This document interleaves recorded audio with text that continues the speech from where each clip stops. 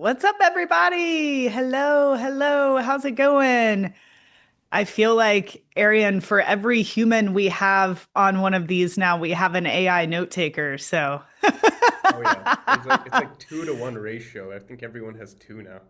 yeah, welcome to 2026. How's everybody doing? Do you guys have a good holiday season? Excited for 2026? I don't think I've ever been more excited for a year, Arian. Honestly, I know we talked about that a few days ago. Mhm. Last year was a wonderful year in business. It was tough personally losing my dad. And I feel like going into 2026, it's like, goodness, I have such personal understanding of where I fit in the world. And there's so much exciting business shit going on. It's like, okay, this cannot go wrong. So, how are you guys feeling about 2026? Did anyone get hit with the super flu? That was the beginning of my year. So I'm hoping no more of that this year. It was one of the sickest I've ever been. Pretty wild experience. So definitely get your flu shot if you haven't. But thank you, everybody, for being here. As always, this is the 11th episode of the Smart Marketer Show.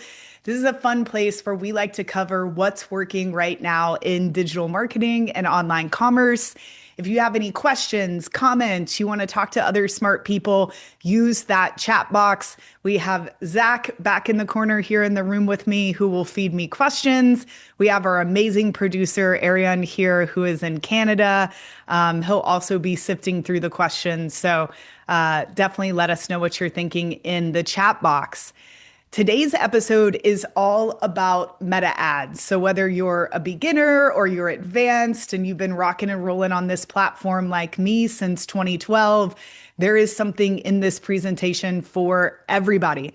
And what's exciting is this stuff is constantly changing, but I really haven't seen a shift with meta ads as significant as we've seen in the last year versus the last 14 years. So there's always something exciting changing. There are always new features, but fundamentally, there is a completely new way to buy media on Meta that was not available to us a year plus ago. So we're going to be talking about the old school way of doing things and how that still works in some of our accounts.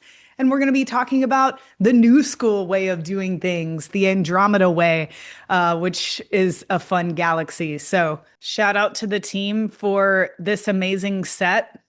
We have two plants that only have to be watered once a month, so I can't screw it up. So, we know every month on Smart Marketer Show Day, these bad boys. They're getting watered. We learned, Zach, earlier from a team member, Marianne, all about plants. And then another team member, Attila, let us know that he had over 250 plants in his apartment. So I can barely take care of two. So I'll stick with the marketing. All right. So let's dive in. Here's what we're going to cover over the next 60 minutes. If we have time, we will take questions at the end. If there's anything pressing that you do not understand that needs to be addressed now, Zach, please interrupt me with waving hands. So we're about to cover a really cool stat that one of our meta reps shared with us at our event last October in Denver. That's really going to shift the way that you think of meta ads in 2026. We're going to talk about what has changed, especially during the summer of 2025 up until now, January of 2026. We're going to look at the new structure, what Meta is recommending, what is working in about half of our accounts. But we're also going to show you other approaches because, as you guys know, there is no one way to do this stuff. There are best practices, there's information that Meta puts out, and then there's what actually works in the sandbox. And the sandbox are the 30 plus accounts that we are running every single day in different markets, different business types, so that we can actually tell you what is working. And I will say it is different in each account, but there are some underlying principles that are the same across the board.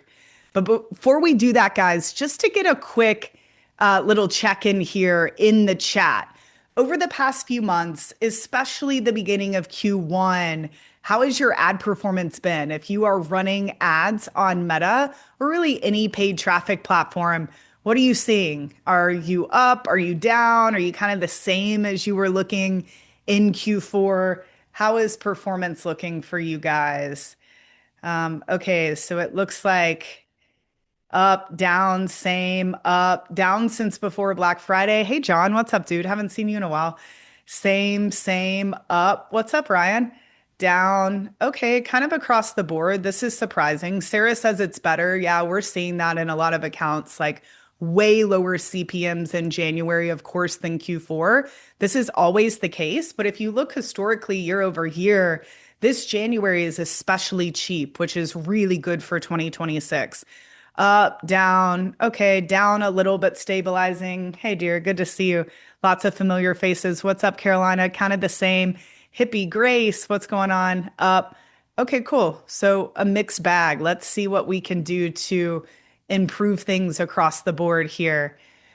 All right, the first part of this is the really cool stat that I told you came from Sammy at Meta. And she calls this the creative cost multiplier, the 50% creative cost multiplier. And essentially, what this means going into 2026, if you have really good creative, which we'll talk about what that means later in the show, Meta will actually subsidize your cost up to 50%. So when we're talking about CPM, CPA, all of these numbers, of course, factor into things like cost per click and ultimately the ROAS that you're seeing on the platform. So what this means is the better your creative, which we know is the future currency, it is the currency of success on Meta nowadays, you can pay up to 50% less than your competitor when it comes to your ad traffic. This just has to do with creative. So if you have really bad creative that's not well thought out, you are haphazardly using AI, you are not thinking about foundational marketing principles, you could be paying 50% more than your competition that is actually doing creative right. And this is straight from Meta. And I love that they even use the word subsidize. It really shows how much they are weighing the success of the creative and how much the creative plays into who your ads are being shown to, really down to very small details that we're going to cover. So 50% decrease possible with really good creative. Or you could think about it as a 50% penalty on your ad costs without solid creative. And as most of you know, and we've covered a bit on the show, creative is the new targeting on Meta. Have you guys seen the 2016 trend on social media? Looking back 10 years, people are sharing what was going on in their life in 2016. I think it's pretty cool to look back. It's also funny how fuzzy the pictures are that we were all taking in 2016.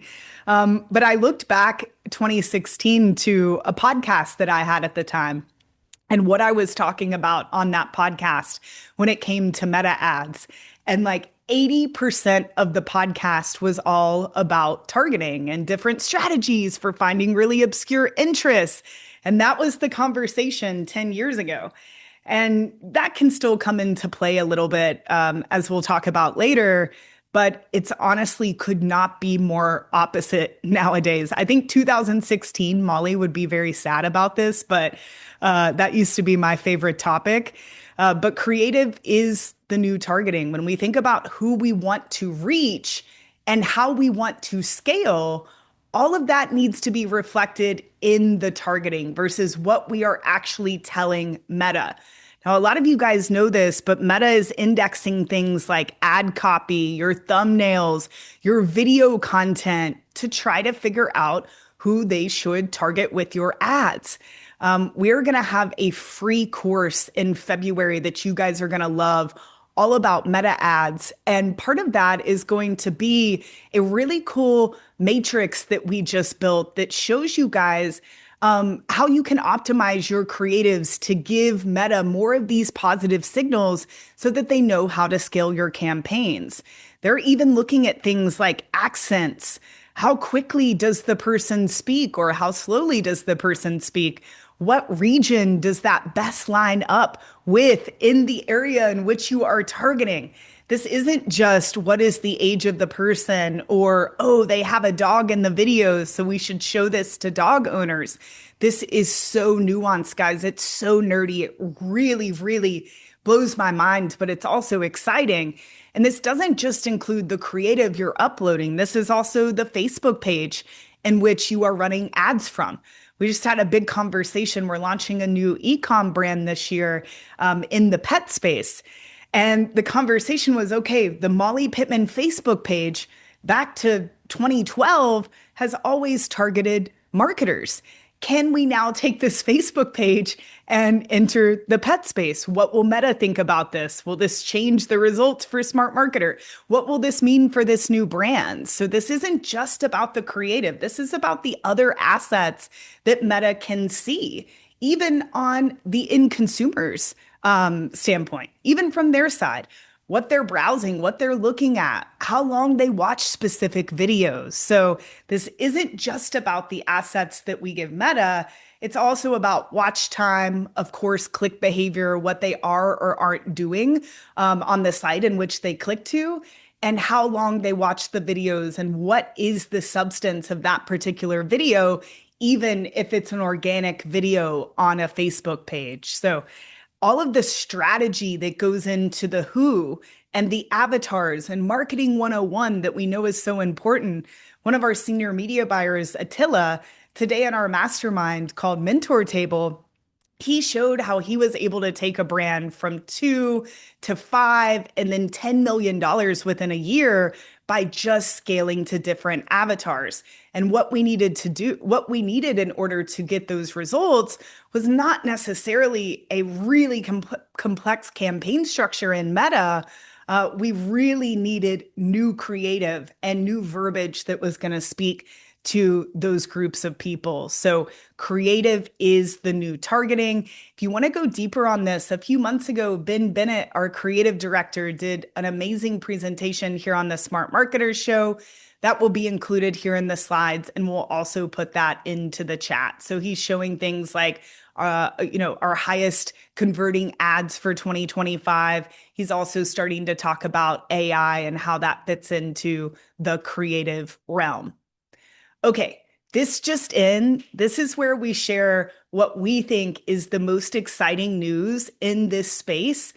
And we actually changed it. We had something different, but there was a really big announcement a few days ago that has our entire team and community talking and us figuring out how the heck we're going to jump on this wagon.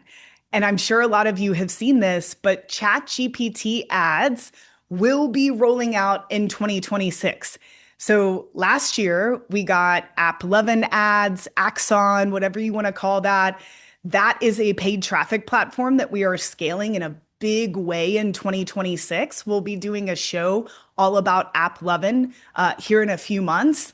And now, as a gift to all of us marketers out here on the internet, we are now going to have the opportunity to run ads via ChatGPT.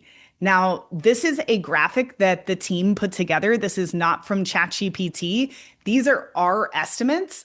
But late January, early February, we should, if you are a free user of ChatGPT, start to get this ad experience. So I need to create a separate ChatGPT account where I'm actually able to see what this ad experience is going to be like. We do not believe it will be similar to Google, where someone searches a keyword and then they are shown a particular product. I think that's too basic for ChatGPT.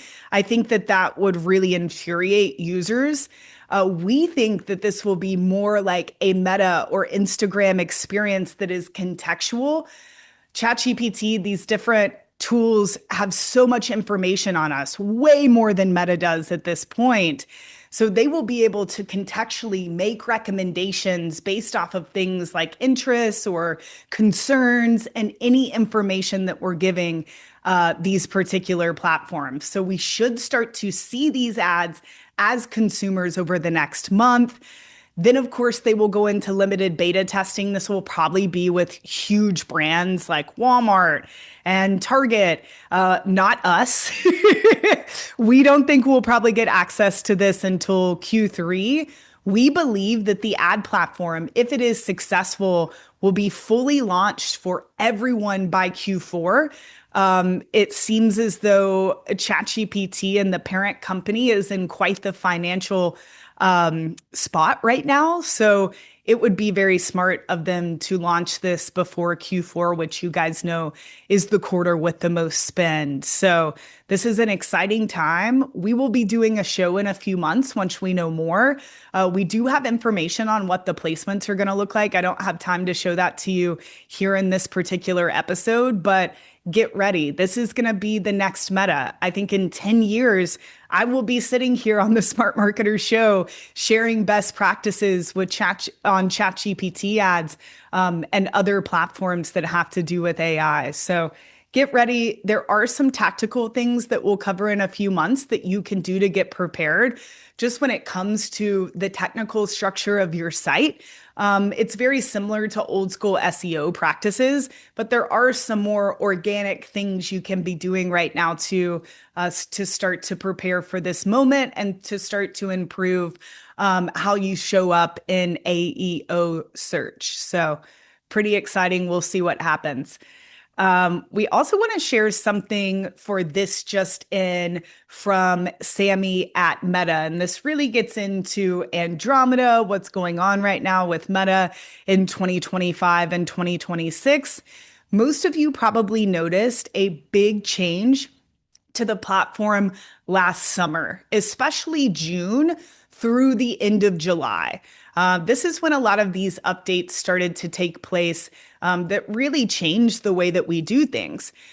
So everything became Advantage Plus sales. That's what Meta is calling this.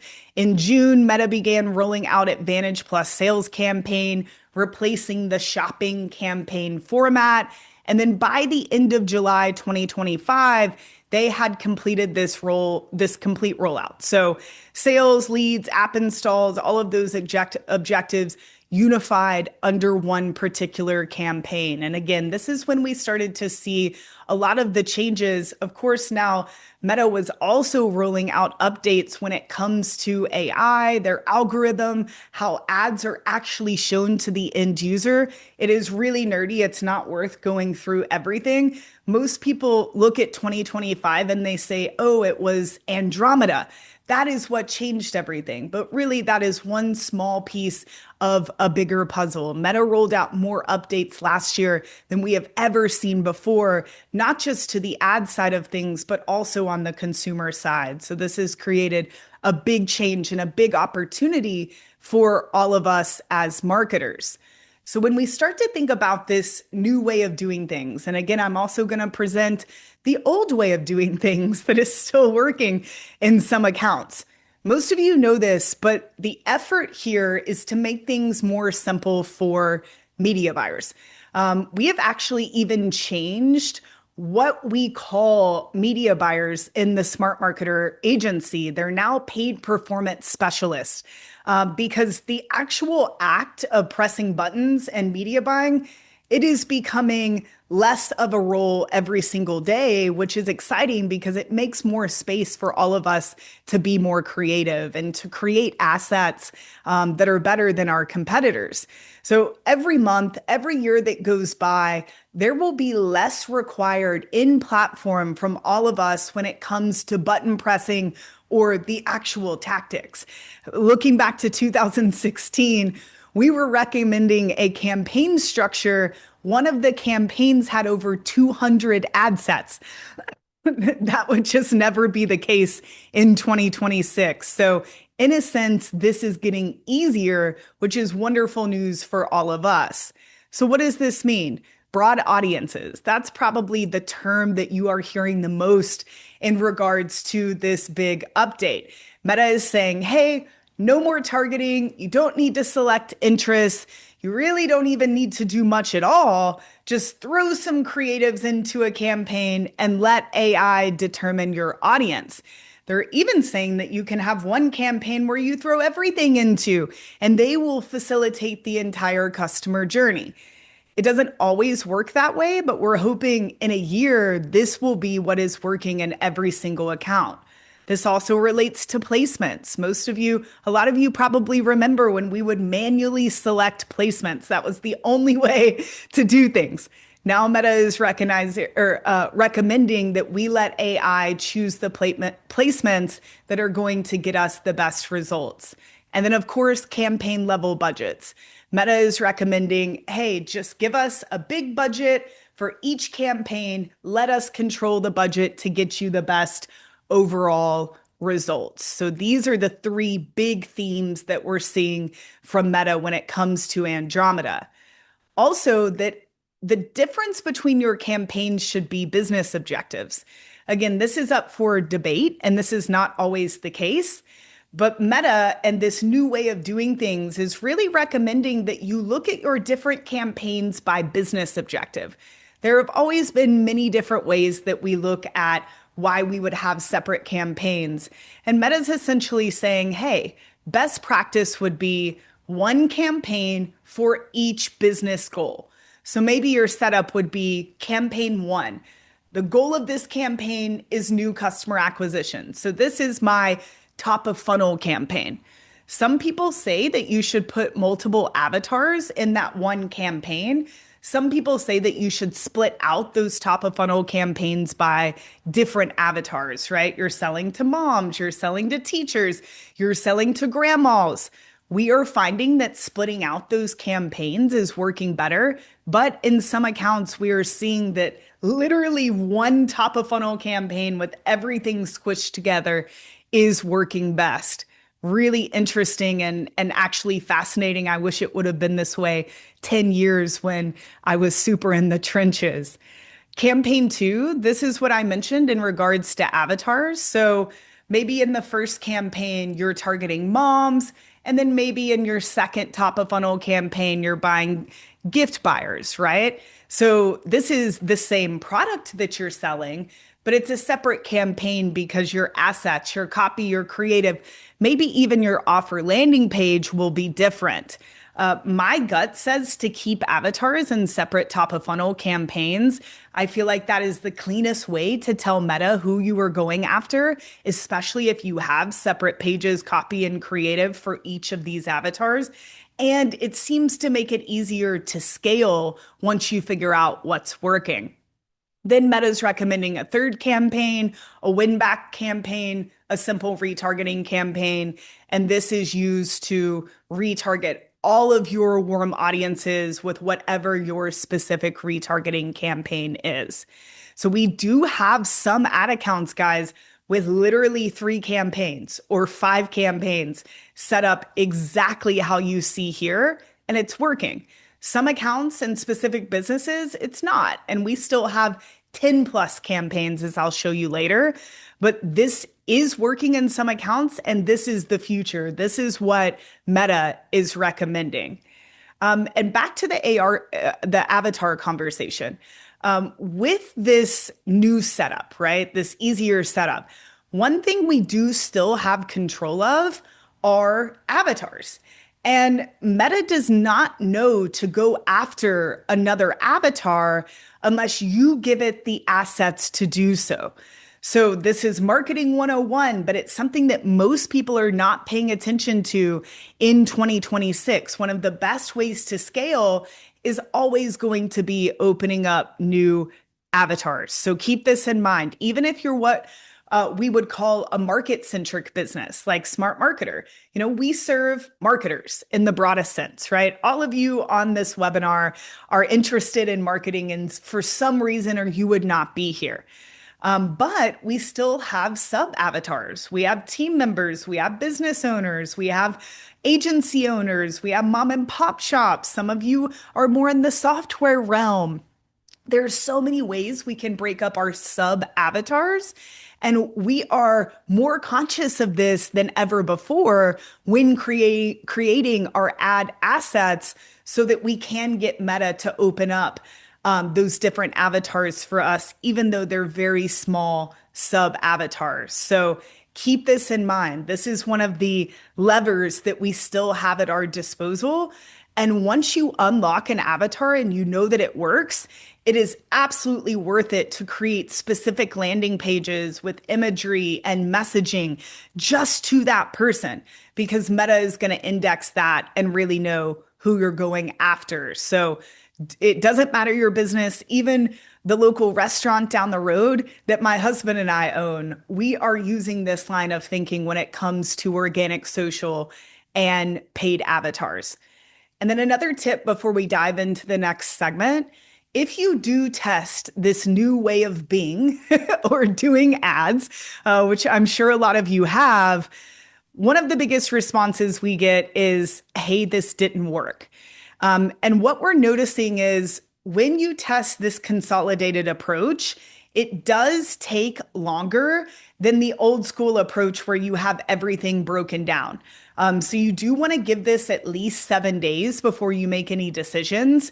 It is very, very, very unlikely that you are going to test this consolidated approach and overnight or in 2 to 3 days, like it used to be, you're going to see completely different results in your account. Remember that we're consolidating because of AI. And what does AI need? It needs data. And to get that data, we need spend over at least a week. So if you're going to test this, make sure that you have at least a week's worth of budget to do so. A lot of times we're seeing that it looks really awful out of the gate. And then by the end of the week, after some time has gone by, we're actually seeing good results. So this new way of doing things needs a longer tail on the back than the old school way of doing things in a more manual fashion. So keep that in mind across the board, period, as we move forward with meta advertising. Okay, next up, action of the month, something that you can start to do with this information, with the picture from Smart Marketer Live, which is a live event we have every October in Denver. We just locked down the dates for this October and we'll start selling tickets soon. So if you love nerdy marketing talk, definitely get that on your calendar to come see us in Denver. Okay, so here is exactly what the campaign structure is looking like and what is recommended down to the ad set and ad level. So we already talked about one campaign per business objective. The only nuance there being if you want multiple top of funnel campaigns per avatar with that campaign level budget objective. Now, when it comes to the ad set level, broad targeting, no detailed targeting. This really hurts me in the chest, but this is the setup. This is very important, guys. When you are setting up your top of funnel campaigns, you want to make sure you are excluding existing customers. This is an issue that we are seeing with this Andromeda setup for a lot of clients and people in our community. They squish everything together. Results are looking really good. Like ROAS is looking good, CPA is looking good, volume is looking good. But then a few weeks go by and the high level metrics in the business aren't looking so good, especially things like percentage of new customers acquired. So this is a downside to this setup. Is that a lot of times it can look really good, but really what Meta's doing is just retargeting a bunch of people in your warm audiences and not going out and getting new customers. So there are a few metrics that we're also measuring and things we're doing that we'll cover in a few months to help you overcome this. But make sure you are hyper aware of the new customers coming into your business if you try this approach. You don't want to look back in a month and not be aware of that. And then it's like, oh my goodness, I didn't bring many new people into the business. So be very aware of that. Automatic placements enabled. We already talked about that.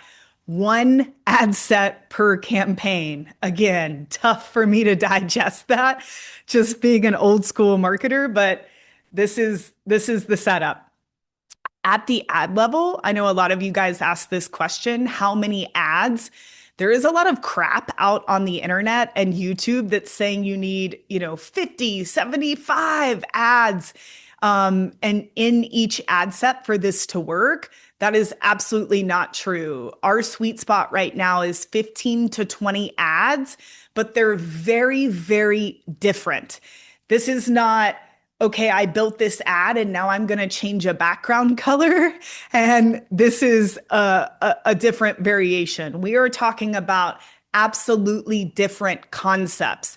This is something we're going to cover in great detail in the free class that we're putting out on Meta Ads next month. And really exciting, drum roll, we have a piece of software that we've been working really hard on the past few months. Zach, I can actually see, has been using it during this show to create organic posts. How cool is it, Zach? Like, Insane. it's a game changer. And this piece of software will allow you to input different data points on your business and particular account, and it will build AI static ad images for you. It is better than anything else out there on the market because it leverages our data and all of our intel. We partnered with an amazing developer to build this software. So we will be releasing that next month. And all of the different concepts that we recommend are also within this software. So using a tool like that will help you not just have slight variations between your creatives, but actually new concepts that speak to different angles and diverse creative approaches. In that free class, we also have a really cool creative matrix that our director of advertising, Dennis, is building right now and that we're using in the agency that will help you guys with this side of things. But I know you always ask how many ads in an ad set, and 15 to 20 is what we're finding is best January 2026. But again, make sure you have very different angles and creative approaches there. Okay. Also, seeing a lot of mistakes when it comes to creative testing in 2026. With this new approach, it's of course changing the way that we test creative or even test new offers. And if you're still using interest or different audience, which we are in some accounts, it is definitely changing that too. We don't have to go through every single creative framework that we have right now. We will include that in the class in February, but I just wanted to run through some mistakes and some fixes when it comes to creative testing. So you do need to run for 5 to 7 days, like we talked about, but you don't want to run really for more than that. So you don't need to have a creative test running for 14 days. Some people swing to the other side of the pendulum there. Not necessary. Meta recommends do not add brand new ads to the same ad set. We kind of see this going both ways, but this is Meta's recommendation because as we've always seen on the platform, you throw in new creative, new ads into something that's running and especially something that's scaling.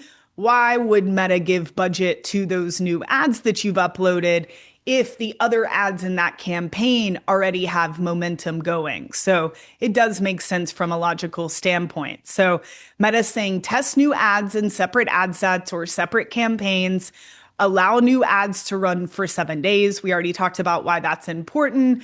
Move high performing ads into your main campaign and always keep cold and hot ads separate. We don't always necessarily see that work. Sometimes we can take a retargeting ad, probably because it has a lot of social proof and a lot of positive signals assigned to that particular post ID. Sometimes we are able to take that to cold traffic, or we can take a cold traffic ad with a lot of social proof and use that for retargeting. But I think this will become more and more important under this new setup with the simplified campaign structures. This is what we've already known, but it's interesting to reiterate.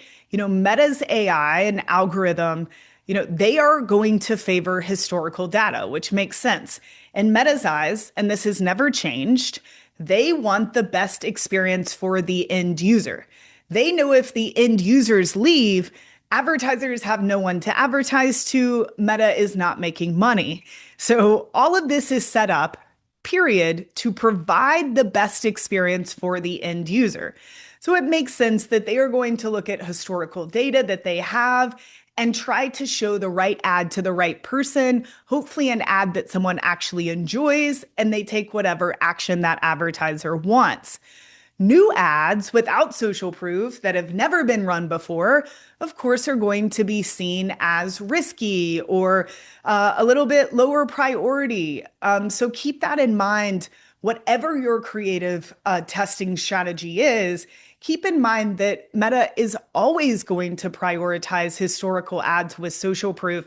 So we need to set things up in a way that gives our new stuff, our new assets, room to breathe and actually see if they're going to work.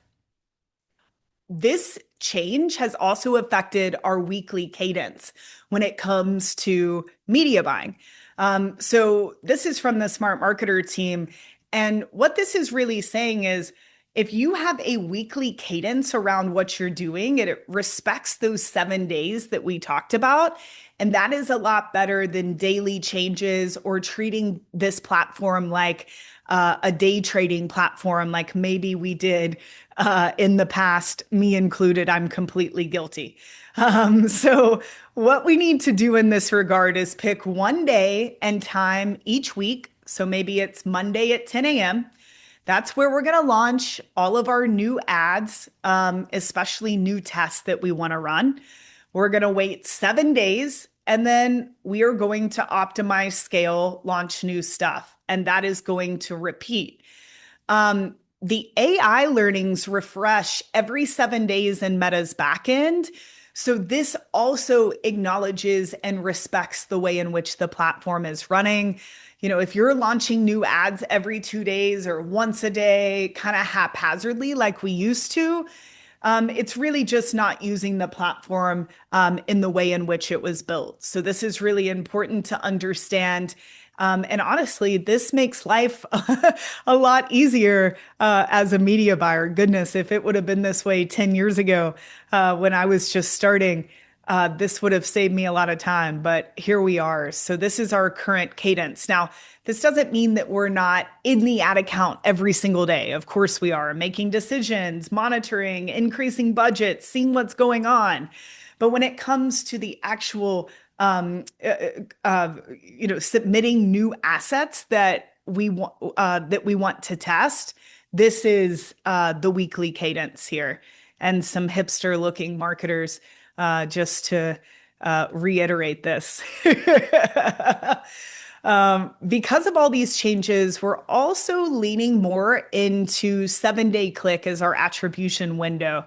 I see this, I wouldn't say as a mistake, but attribution windows cause a lot of confusion between media buyers, teams.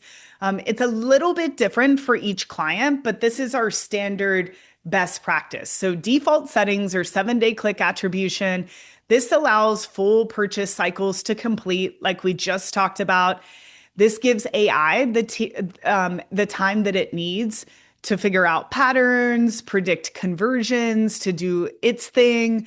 This is what we use for all evergreen campaigns. So campaigns that can run into perpetuity, they do not have a specific date end. The time when we do use 1-day click, of course, is during flash sales. So if you're launching a campaign and you know that it has to end 5 days from now because that's when the sale is over, or that's when the giveaway is over, or that's when the free opt-in expires for your launch, that is when you are going to use 1-day click. And this also forces AI to learn fast. So this doesn't mean you need to use this for evergreen campaigns to try to force AI to learn more quickly. But that is a cool feature of this. And of course, we use this for Black Friday, Cyber Monday, anything that has a promotional ending. Okay, so what to remember from this particular section? When it comes to Andromeda, the galaxy, the new way of doing things on Meta, we have a new campaign structure. One campaign per business objective. Think of it almost like a customer journey. Broad targeting, automatic placements, 15 to 20 creatives per ad set. With creative testing, Meta says do not mix new ads with proven ads. Test new creative in separate ways and wait 7 days before decisions. Attribution setting recommendation is 7 day click for evergreen and 1 day click for promotions. And like we said, the weekly cadence, 1 day, one time on that particular day where you're launching all new ads. And we are seeing a difference here. The more consistent you can be with this cadence, the more stable the particular ad account is. So this matters even more than just from a testing standpoint. This is a great way to feed metadata on a regular cadence that allows the AI to actually do the work that we need it to do. So this can help provide stability in your account. Okay, and then we have a bonus action of the month. This is a big theme for us going into the new year. As I said, we're launching a few new brands this year that you guys are going to get to follow along with here on the show. One of them is going to be a pet supplement brand called Longer Together. If you guys know me, you know that I love dogs. I have a dog rescue called Fields of Freedom. We were able to partner with an existing client and create a really amazing supplement for dogs that we'll be releasing in the next few months. And as we started to build out this new brand, of course, the question came up, what tools are we going to use? And when we came to the email, SMS, more of the monetization portion of this conversation, it was actually a no-brainer. A lot of you know that we have a partnership with OmniSend. OmniSend is a newer email and SMS tool on the market, and it is a huge rival to Klaviyo. We cannot recommend it enough. And this is a really good time of year to migrate over to a new email tool, especially if you want hands-on support and if you want a cheaper bill, which I think is very important to all of us, than what we are seeing with Klaviyo. We still have good deliverability. We have all the amazing features that Klaviyo has. OmniSend is just a cheaper option. And when you look at these companies, OmniSend is still young, they're still scrappy, their support is amazing, and they will actually help you with your migration from Klaviyo over to OmniSend if you're not starting from scratch, just to make this a complete no-brainer for you guys. So if you're looking to save on your email and SMS bill, definitely switch during the low season, right? Try not to do this during Q4 when things are chaotic. And don't let the word migration scare you. Again, their team makes it really easy to do so. So we are going to put a URL here in the chat. We also have a special offer just for the Smart Marketer community. If you're looking or just interested in chatting with them to see what's up, we could not recommend OmniSend even more. And as I said, these new brands that we're launching, one of them being Longer Together. Longer Together will be built on OmniSend, which is pretty cool. And I can't wait to share with you guys even the branding of Longer Together. The logo is a dog paw and a hand high-fiving, really showing that relationship between owner and pet, and how much we as pet owners want our dogs to live forever. Who doesn't want that? So that will be the goal of the brand, is to help dogs be healthier, to help them live longer. So again, we'll be showing you guys behind the scenes of that. We are recording everything from the initial idea to logo, branding creation, getting everything set up structurally. It's going to be a really exciting year for Smart Marketer. Okay, that's OmniSend. Now we have Copy This Win. So this is where we are going to show you the kind of two ways of doing things. And there's actually more complexity than this that we will cover in the free class in February. We have named in the free class these different approaches actually based off of our media buyers, because there are so many ways to do this. So we have the Attila, we have the Marianne, we have the Dennis. But for the simplicity of this episode, we really lumped it into two approaches. And again, There's no one right way. There never has been. If a marketing guru tells you there is only one way to do something, other than the, initial laws of this stuff that we know to be true, have a good product, really care about your audience, speak to their pain points and desires, there are many ways to do all of this. So there is not one right way. These are just the two different styles that we are seeing work the best across all of our accounts. So you really want to think about this in terms of, sure, you could think of it like, oh, I want to try both of these, right? Like, oh, I want to test both of these and see what works for me. And that's what you're really seeing out on the marketplace. But another way to think of this is, where am I inside of my ad account and which approach best fits my particular situation? I think that's an easier and more actionable way actually to look at this. So let's look at approach number one. This is the Forrest Gump sprint. This is more of the old school way of doing things. So this is really what you want to do if your account is working really well right now. If you have momentum in your account. So for example, you have, clear winning creatives that are maybe converting 2 times better than everything else in the account, right? You have momentum and you want to do more with that momentum. This approach is more old school, where we're going to scale aggressively through multiple ad sets and things like manual bidding or other small details that can still make a big difference in the account. The second approach is what we've been talking about, the Andromeda portfolio. It took me months, by the way, to figure out how to say Andromeda correctly when doing these things. So I feel proud of myself for that. The Andromeda portfolio. This is when you need a reset or things are not going well. This would be the least risky time to try this new way of doing things. It's like, well, I don't have much to lose. Things in the account are really going downhill, or I just feel like I need a reset. The way that I've been doing things, or the old school way I've been doing things, they haven't been working for a while. That's when we will take the risk to consolidate all of this together, go super heavy into creative, everything we've been talking about the last few minutes. So this mindset is more feed AI your greatest hits and historical things that have been working while balancing that with testing new creatives. So the Forrest Gump sprint, so more of a box of chocolates. We got a lot to choose from, a lot to do.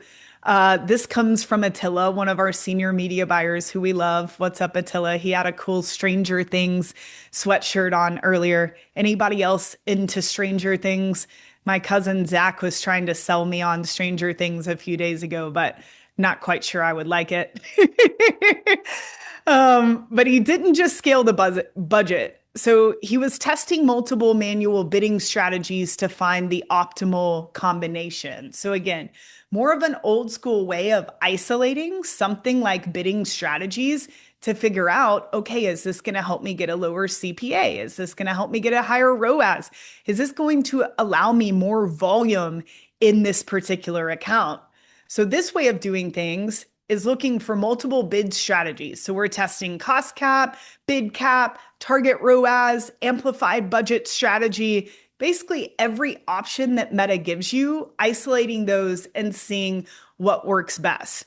Of course, Advantage Plus broad targeting, letting AI find your audiences without constraints. That's pretty much always the case nowadays. There's some times where we will still use interests, but not that often anymore.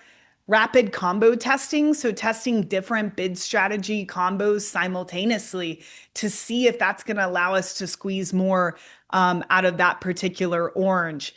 And then this is very old school and very not Andromeda, but duplicating winners. So something works, let's duplicate it into a new ad set or a new campaign, and let's see if that will allow us to scale more quickly.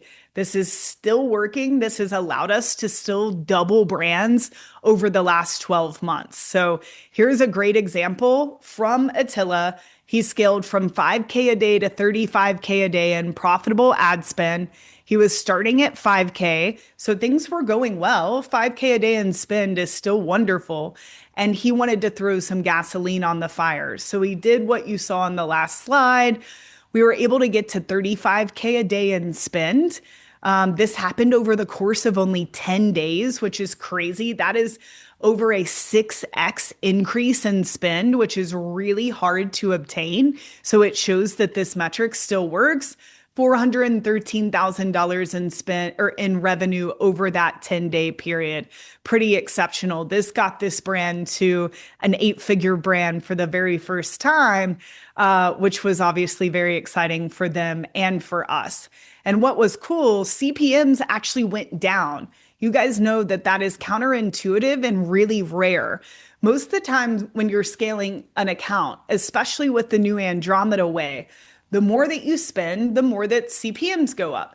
And it makes sense for nerdy reasons we don't have to get into. But because Attila was controlling all of these variables, like the different bidding options, and because he was duplicating and scaling fast, we were actually able to see a decrease in CPMs, which is very, very rare as you scale, and obviously speaks back to the initial stat that I shared with you guys about the creative in this account being really, really strong. So you can see a decrease in CPMs as you scale.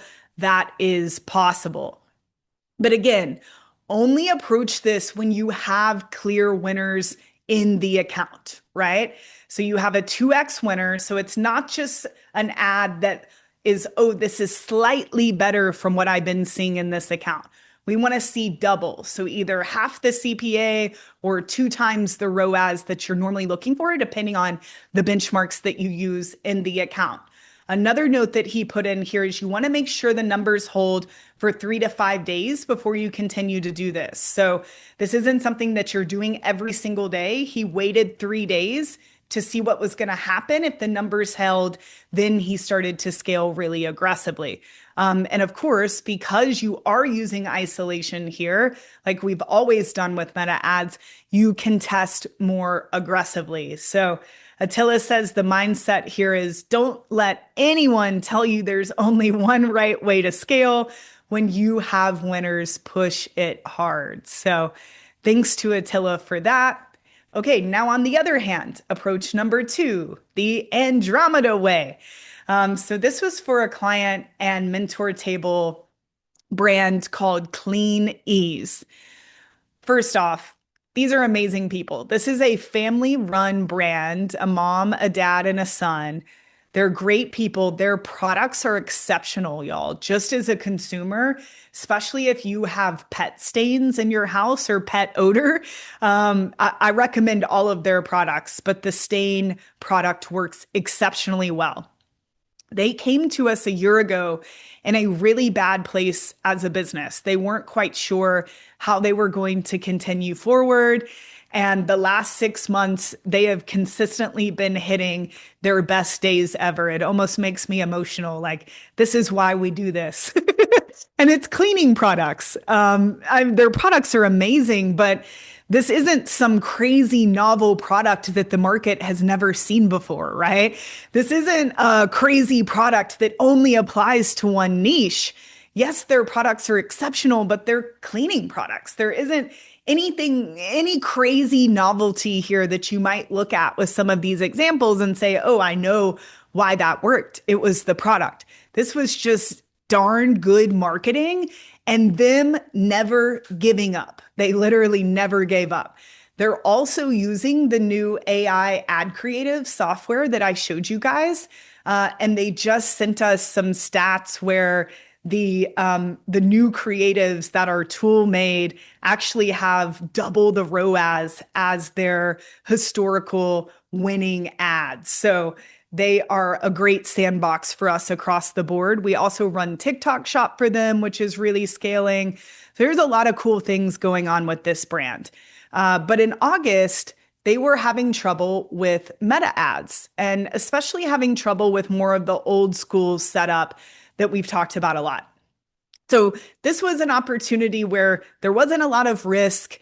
Let's just try this Andromeda, this new consolidated way of doing things. So performance crashed mid-August, which is surprising for their market. A lot of moms buy this product. So you would think going back to school, that would actually be a really beautiful time. But mid-August was bad for them. CPMs were up, CPCs were up, CPAs were not profitable. They couldn't scale. They were running 8 separate campaigns. Again, more of the old school way of doing things. So what did they do?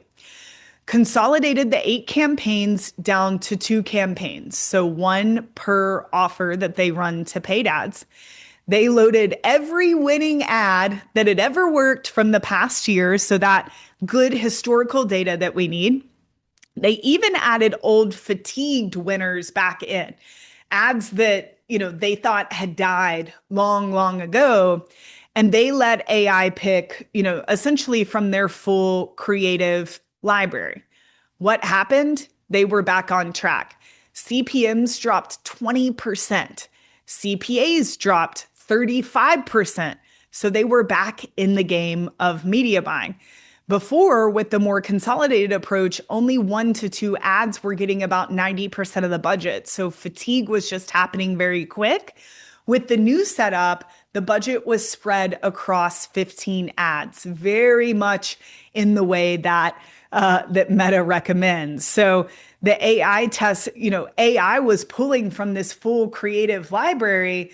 Yes, found winners in old ads that have been turned off, but also were able to find winners with some of their brand new creatives. So this is an amazing case study when it comes to this new way of doing things. And especially if you're in a rough spot, if you are where Cleanies was in the middle of August and you don't have a lot to lose, testing that setup is highly recommended. So a few things to remember here, guys. Creative quality is everything. Good creative can reduce costs by 50%. We've linked to Ben Bennett's most recent Smart Marketer Show episode. He leads our creative department. He's actually been on a few of these episodes. We have an entire creative class at smartmarketer.com. If you go to our courses page, that's only $47 right now. That's Ben and I teaching our process for solid ad creative. There is nothing more important other than you having a good product that people want and the product actually making a difference in their life. There is nothing more important in direct response marketing nowadays than creative. And I remember 10 plus years ago when we could get away with 2 creatives in an ad account for months at a time. That is not the ball game any longer. Even so much so, we have been constantly hiring creative strategists at Smart Marketer. If you are a creative strategist or you know someone that is a great paid media creative strategist, please refer them to us at Smart Marketer.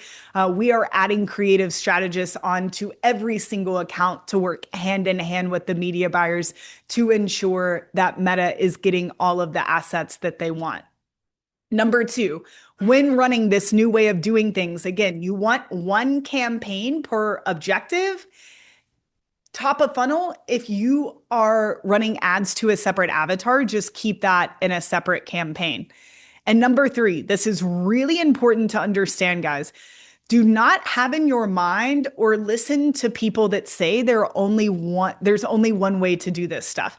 I know we covered this, but I want to reiterate this with 2 huge explanation points. Every account is different and time changes things too. You might be doing things more of the old school way and hit a rut in a few months, and then it is time to change things over. You might be someone that's been running the consolidated approach for a year and you're like, yeah, Molly, been doing this and it's working great. That's amazing. If that quits working, there might be a time and place to go back to the old school approach too. So every account is different and time changes things in an account, especially depending on your level of spend, your product line, how many front end offers you have to work with. So, especially if things feel dull in your account right now and you're not getting the results that you want, it never hurts to test something new. And there is no right way of doing things. Even on the smart marketer team, right? We have over 10 media buyers. We have amazing SOPs. We have amazing best practices, and they are all doing things a little bit differently depending on the account. So it's important to understand these high level themes and then start to test and figure out what works best in your ad accounts. And if you run more than one ad account, you're probably seeing the same thing. Hey, what I'm doing here is actually not applicable for this other brand. So really keep that in mind, guys. As a reminder, we always put the recordings and clips of this show on our YouTube channel, Smart Marketer by Ezra Firestone. We also upload other videos there. So if you ever want to see past replays or future replays, definitely check us out on YouTube. Share with other people that are nerdy marketers like we are. That helps the show grow. This is something that we like to do for free every single month. The topics we have coming up on the show are really exciting. AEO and what we all need to be doing to really prepare for things like ChatGPT ads and to rank inside of these AI tools. That is a huge topic and something we're focused on in a big way at Smart Marketer. We actually plan to roll out a service all around AEO and ChatGPT ads in 2026. So that is a topic coming up. Another is AppLovin. AppLovin is a huge paid media platform that if you have any success on Meta is really easy to get set up and to get scale on that platform. We will be doing a show all about AppLovin. It is something we are launching for almost every single client right now that's running Meta ads because it's easy and there's a huge opportunity. We are also in the process right now of shooting a course in partnership with AppLovin that shows you everything you need to know about that platform and what you need to do to get approved, set up, and start to scale on AppLovin. So those are two topics that are coming up here on the Smart Marketer Show. And if you have any questions, I think we have some extra time, Zach. Feel free to throw them my way and then I will speak them. Okay, you're ahead of me. Shout out to Safe Sleeve, one of our sister brands. If you've never seen Safe Sleeve, these are amazing phone cases, guys, that block the EMF that's coming off of your cell phone. I also like doing this. There's something really nice about covering my screen and kind of putting my phone away. So if you haven't seen these phone cases, it's called Safe Sleeve. It's a brand we're highly involved in and can't recommend them enough. All right, y'all. Oh, goodness. Okay. These are awesome. We will try to get through these as many as we can.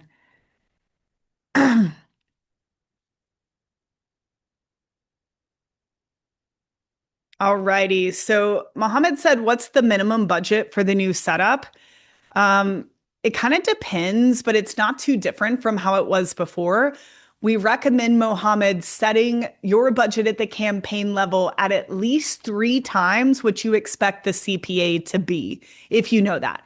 So if you know your CPA is usually around $50, you want to launch with at least $150 a day, just to give Meta plenty of wiggle room there to work with. Okay, Martin, this is a really good question. For brands with a lot of products, what campaign structure usually works best?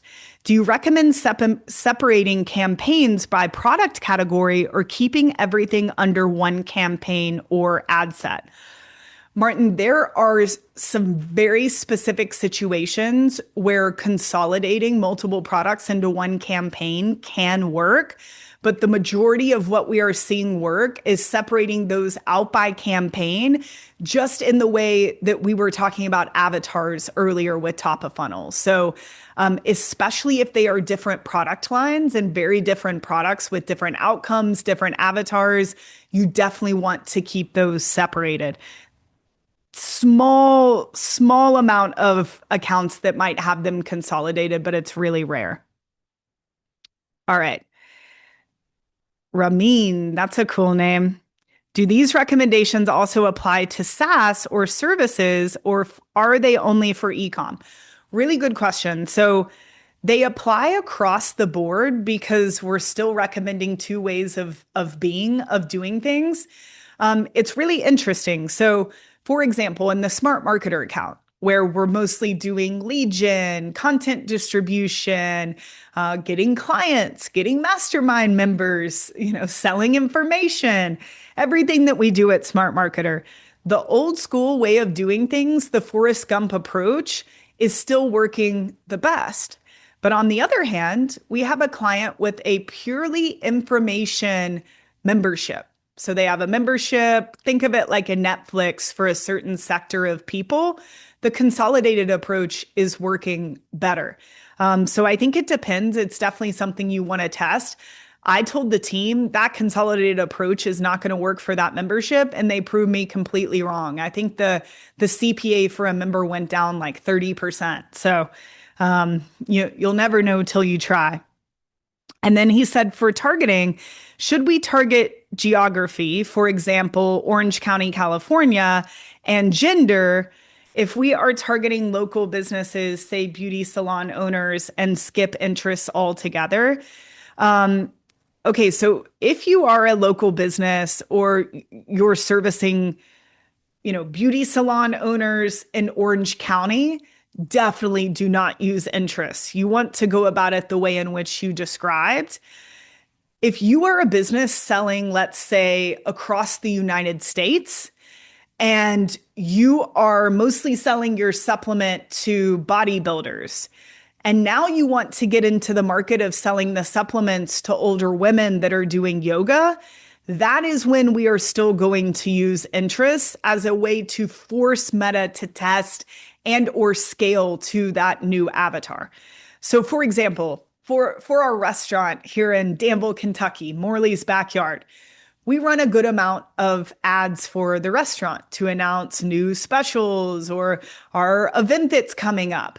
I usually only use the geo restriction, Ramin. So, people within 50 miles of Danville, Kentucky.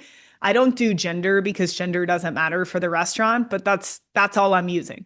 Now for Smart Marketer, we're about to do this big launch that I was telling you guys about with this free class. We're going to go big. We'll probably spend $50,000 on lead gen, and that will use a lot of interest still, interests where we know marketers are hanging out, other marketers, tools that you're using, gurus you might follow, different keywords that speak to marketing or digital marketing. So there is definitely still a time and place for that. Ryan, what's up, Ryan? Are you running only video creative or still running a blend? Okay, great question. So, Ryan, this new software that we are about to release is only for static images. They are still very important. It depends on the account and what's working and what's not working. But when we start new an account, we like to have a 50-50 split between video and images. There are a lot of reasons for this, mostly inventory and just human consumption, kind of like it's always been. Some humans are more likely to click on a still image. That's me. I don't watch a lot of video for some reason. Some humans are more likely to engage with a video. Videos usually have higher CPMs, but they usually convert a little bit better. You want to be using both no matter what, because if you're not, you are missing out on that inventory. So I see a lot of media buyers say, oh, video converts best in my account, so I'm only going to use video moving forward. That's a huge mistake. All things can be true at the same time. Video can convert best in your account, but if you aren't also using still images, you're missing out on that entire portion of your market that is more likely to engage with a still image than a video. It also helps you with that increase in creative volume that we need. And honestly, static images are just a lot easier. Static images a lot of times are what we're using, especially when we're testing, new avatars or completely new hooks, because they're just honestly easier to produce. So, Yeah, static images are still very, very, um, very, very viable. Carlos, you distracted me for a second with this. If you're into the band Gorillaz, their Andromeda song helped me pronounce it. That's amazing. So we're gonna have to get that song playing on our next Smart Marketer Team all call, Carlos. Thanks for that. And then he said, "What are your thoughts on AI UGC creation?" I think that the old school part of me hates it because it feels disingenuine that it's not a real person on camera. The other part of me knows that it is something that can work, probably not to the extent that people think, because the reason UGC works is it's genuine. It's a real person that uses your product that thinks the product is cool. AI created UGC can work, but we are not finding that, at least where it is right now, it's not working as well as old school real people. Now, that doesn't mean that we're not using AI to take all of the UGC original footage that we have and chop it up and turn it into video ads at a much faster pace and optimize at a much faster pace than before we had AI. But I don't know. I don't think I think consumers, where things are right now, they can also just sniff it out. I don't know about you guys, but I immediately know when there is an AI UGC video in my feed. So I'm not saying that AI video can't work. It absolutely can. Ben Bennett showed you guys that on his episode. But when it comes to UGC and a real person talking, I just don't think it's there yet. Um, Alrighty. When you say one per offer, what do you consider a differing offer? What if those products are for the same buyer, like accessory vehicles? I would still test them in their own campaigns first, Jason, because that will also allow you, say both of them work, both of the products work, that will allow you to scale them more easily in the separate campaigns. Okay, guys, Zach, unless there's anything else, I think I got them all. Um, Heather said, does the 15 to 20 ads apply to a scale campaign only, or can you test smaller? I mean, you can test smaller. Again, never say never. There are many ways to do this, but we do recommend 15 to 20 ads, even if you're just looking to test. So that's where, like an AI software, there's so many ways to quickly create new creatives nowadays. Really try to hit that 15 to 20 concept mark. It also just gives you amazing data on what's working and what's not working and which hooks work and just how Meta allocates the budget. It's a great way to test that many variables at once. Okay, I think I got them all, Zach. Am I missing anything? All right, y'all. This has been really fun as always. Again, the topics we have coming up are AEO, ChatGPT ads, everything to do with AI when it comes to how do we as businesses prepare for selling through these platforms, which is really what this is quickly becoming. And some of it is simple, some of it is more complex. And we want to make sure that you start sooner rather than later. It's very similar to old school SEO stuff where, I think all the time, oh goodness, I wish I would have done more of this 10 years ago, because it would really be paying off right now. So lots of action and just interesting, nerdy stuff there. That's really the future. I think in 5 years, we'll be sitting here and your agent will be buying and selling from my agent. It's going to be a really wild world. And then, of course, AppLovin, if you haven't heard of it, again, an emerging paid traffic channel that is really easy to find success on if you are finding success on Meta. So we are able to scale out an extra $1,000, $5,000, $10,000 a day in spend outside of Meta that's allowing for some really beautiful diversification. Keep in mind that OmniSend is cheaper than Klaviyo, and they will help you migrate if that is something you are looking to do. I would do that this quarter. Our live event is coming up for the third year in a row, Smart Marketer Live. In October, we'll be announcing those dates, so be on the lookout. And then especially be on the lookout, your email inbox. We'll be running a ton of paid ads. It will be hard for you to miss, but we are going to be doing a free in-depth course on the topic of today, meta ads and other traffic platforms that are working in 2026 and what that means for you guys. So definitely join that. That will be kicking off February 14th. But as always, thank you guys for being here. Thanks for hanging out in Kentucky with me. It's like 7 degrees here today. So we didn't bring Larry or a dog. He refused to leave the house today. So hopefully next month it'll be a bit warmer and I'll have my co-host back. But as always, thank you guys for being here. Thanks for being a part of the Smart Marketer community. Remember, above all, serve the world unselfishly and profit.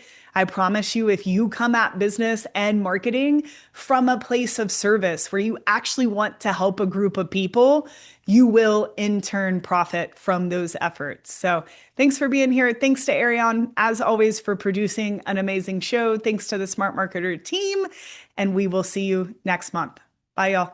Thank you.